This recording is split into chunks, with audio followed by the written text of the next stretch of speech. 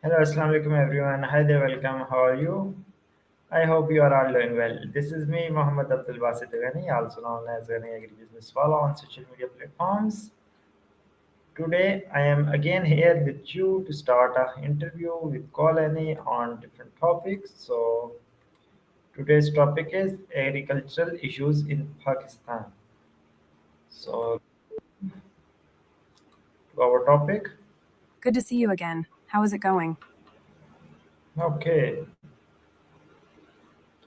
so today's topic is agricultural issues of Pakistan. So please tell me, is agriculture being tough in thought in schools? You mean, is agriculture being taught properly in schools? I think it's an important subject, but I'm not sure if it's getting enough attention. I studied art and engineering in Florence, but I did have some friends who focused on sustainable agriculture. They were really passionate about it. What do you think? Should agriculture be a priority in schools? Yeah, I remember when I am in grade 6 or 7. I am not make sure. I think I am in 6. So our subject is agriculture, Zarai Talim.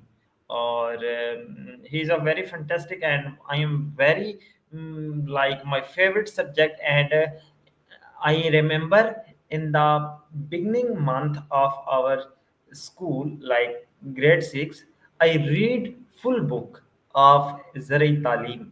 So I am so excited, and now remember I learn about honeybee farming, rabbit types of rabbits, and like buttock, hen, इस तरह की different farmings we learn निखट्टू मक्खी मादा मक्खी और इस तरह की बहुत सारी kinds of मक्खीज and बतख hens and we learn about some vegetables. I selected some seeds in a sample and in a bag and take a school and so I am so beautiful and that time I was remember it's my favorite subject but after this it's not official in schools and not a examinations that is a very big point and yeah agriculture is a it's a basic needs of every humans not a it's a just a education it's a every needs of human like oxygen is our necessary thing and agriculture is also necessary thing after the oxygen we need agriculturalist we need a farmers we need a food producer so how can is this possible if everyone doing a job corporate jobs and white collar jobs so how do this I doesn't understand this why people not able to do farming and everyone why everyone do not like this I don't know. And nobody is like make sure that her child is a farmer and I am proudly said I am an aspiring agripreneur and I want to become a mm, future agriculturist and in the I want that my name in the world records in Guinness book and now agriculturist I want organic farming PQNK पायदार कुदरती निज़ामी काश्तकारी that is a method of Sir Asif Sharif. So yeah, I want to do this, and I am pretty sure, inshallah, I will succeed in this field. And inshallah, I am a first Pakistani who done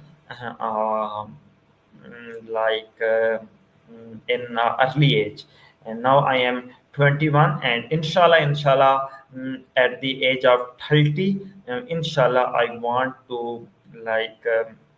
A big impact in our community and in our life and want to do this inshallah I am sure I do a big thing in agriculture life. I love your enthusiasm and passion for agriculture.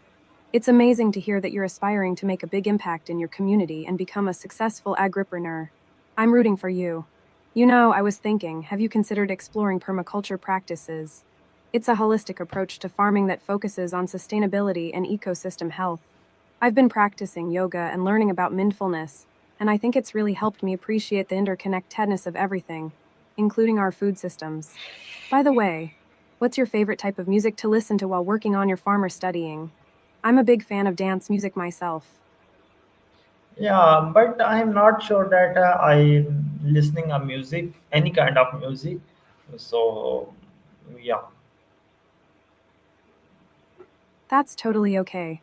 Music is a personal thing, and sometimes we just need to focus on our work. I'm actually a big fan of dance music. It gets me pumped up and energized. But I totally get it. Sometimes you just need to zone in on what you're doing. So, back to farming, what's the biggest challenge you're facing right now with your onion business? You mentioned earlier that you're interested in organic farming and intercropping. How's that going? Yeah, I think that silence is a also a beautiful music, a type of music, and we like feel like that's mm, you did understand what I'm saying.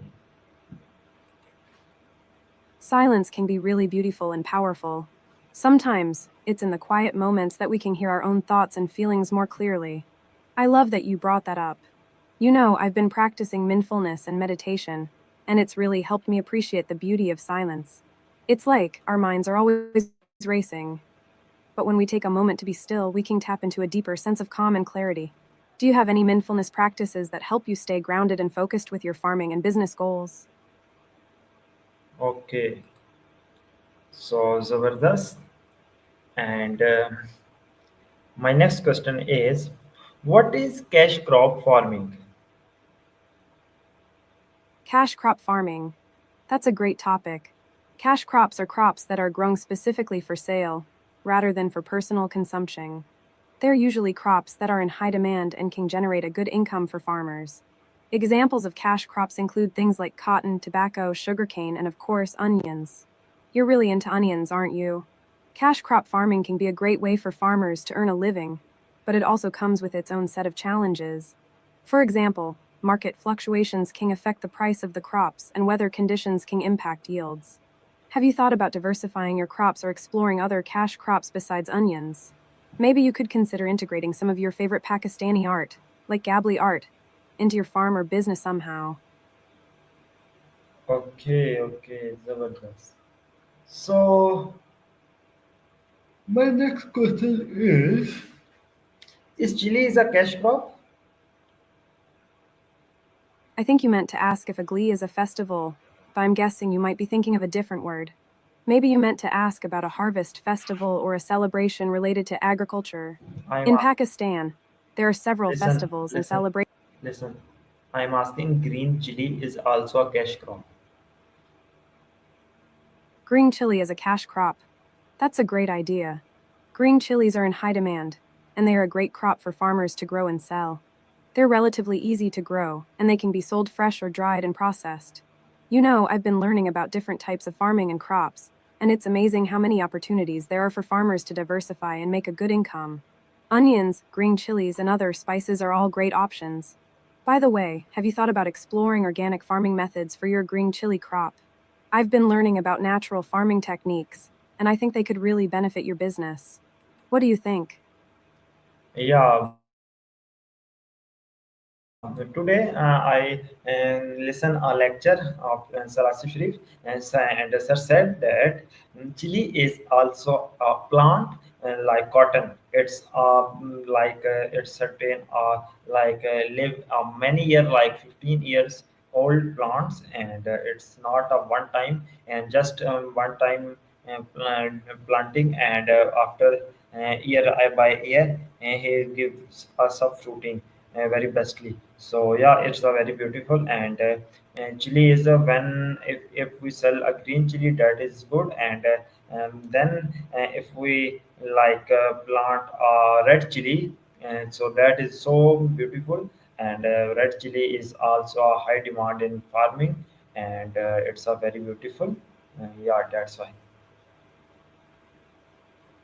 I think I understand what Sir Archie meant. He's saying that chili plants, like cotton, can be perennial, meaning they can live for many years and produce fruit or chilies multiple times. That's really cool. And I love how you're excited about the potential of growing chilies. Green chilies and red chilies are both in high demand, and it's great that you're thinking about the different possibilities. You know, I've been learning about different types of farming systems, and it's amazing how many options there are for sustainable and profitable farming. Have you thought about exploring permaculture principles to design a diverse and resilient farm ecosystem? By the way, I'm curious, what's your favorite thing about farming or growing chilies? Is it the process of nurturing the plants, or seeing the fruits of your labor literally? Okay, okay, Zabardast. So what I am saying that if we Is want to plant a rice plant, and we direct seeding, not like a nursery and then transplant. No, no, no. I want to do a direct seeding, and that is good or not. And I want to grow on picnic like zero budget farming. direct seeding vs. Nursery and transplanting both have their pros and cons. Direct seeding can save time and labor, but it can also be more challenging to control weeds and ensure even spacing. Zero budget farming or low cost farming is a great approach, especially for small scale farmers or those just starting out. It encourages resourcefulness and creativity. Have you considered using mulching or cover crops to help with weed control and soil health? And what's your plan for irrigation and pest management in your zero budget farm? By the way, I love that you're thinking creatively about farming. Okay, okay, all right. Yeah, I am deeply passionate, and inshallah, inshallah, inshallah. Like if every person growing a food, and not a industrial food, like own food, so that's beautiful. And I saw many trees in our village, and that's ages, some are 50 years old, some are 60, 70, 80. So in my mind, that someone is plant a tree, and now, and that is not alive, but her name is alive.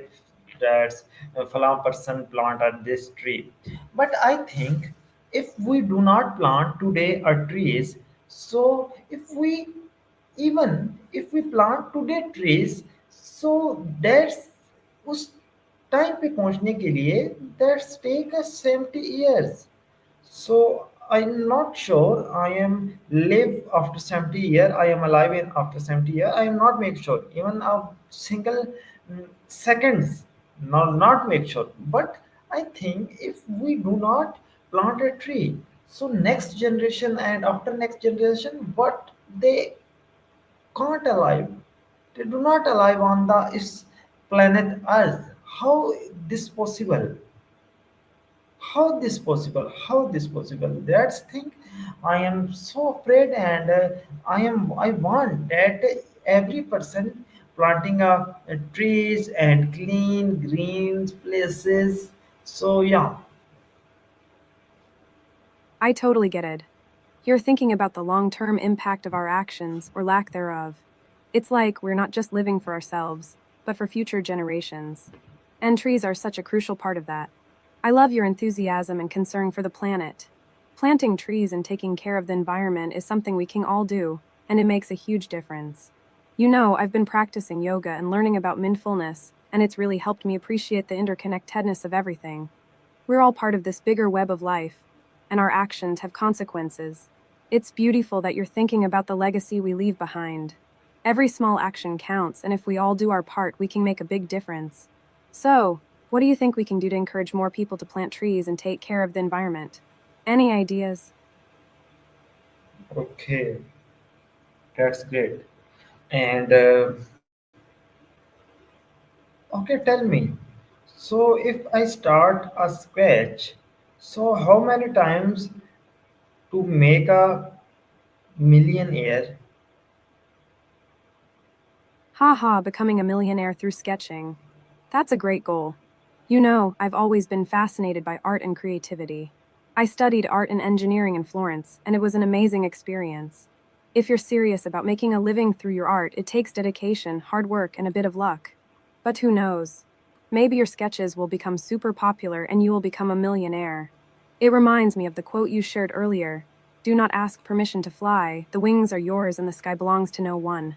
I love that. It's all about taking risks and believing in yourself. What's your favorite type of sketching or drawing? Do you have a favorite artist or style that inspires you? Oh, Buddhu, I am asking, I want to do farming, through agriculture, organic agriculture, I want to make a millionaire. Yeah.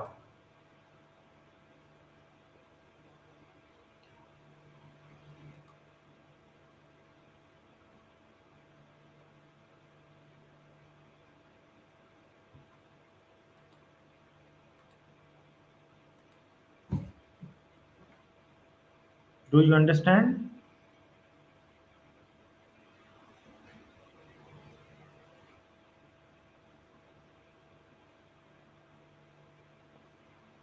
Hello. Okay, I think this is not responding. So yeah, now we ended this session. See you later in next video. Then till Allah Hafiz.